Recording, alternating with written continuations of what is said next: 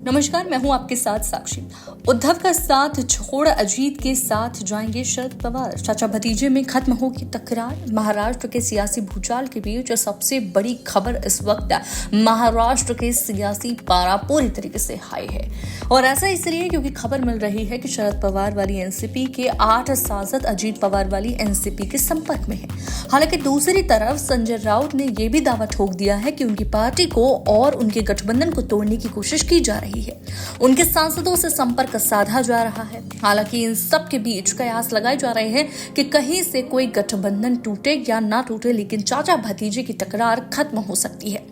क्या अजीत पवार और शरद पवार एक साथ आएंगे? ये सवाल न सिर्फ महाराष्ट्र बल्कि देश की सियासत में इस वक्त कौन कह रहा है, लेकिन जवाब किसी के पास नहीं है।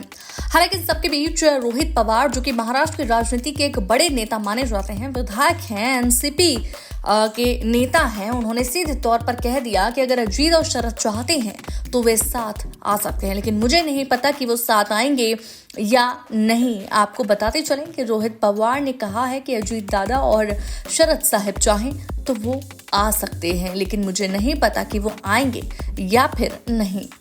आगे कहा कि इसमें कोई संदेह नहीं कि उन्होंने हमारे सांसदों से संपर्क किया, लेकिन किसी ने भी जवाब नहीं दिया। सभी सांसद शरद पवार के साथ मजबूत से खड़े हैं और वो सभी जानते हैं कि उन्हें किन परिस्थितियों में चुना गया है।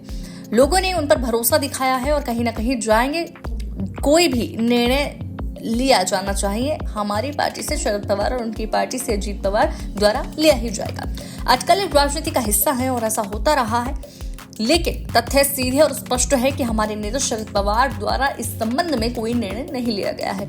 दूसरी तरफ आपको बता दें कि जितेंद्र आव्हाड का भी बयान सामने आया है, जिसमें उन्होंने कहा कि मैं पुष्टि कर सकता हूं कि हमारे सांसदों को पिता और बेटे को छोड़ने का प्रस्ताव मिल रहा है। पिता और बेटी यानी कि शरद पवार और सुप्रिया सुले फिर दूसरे खेमे में शामिल हो जाए, और एक मौके पर वो कहते हैं कि शरद पवार उनके भगवान हैं और फिर वो ऐसी रणनीति खेल रही हैं। मुझे पूरा भरोसा है कि मेरी पार्टी के सांसदों पर वो कहीं नहीं जा रही है।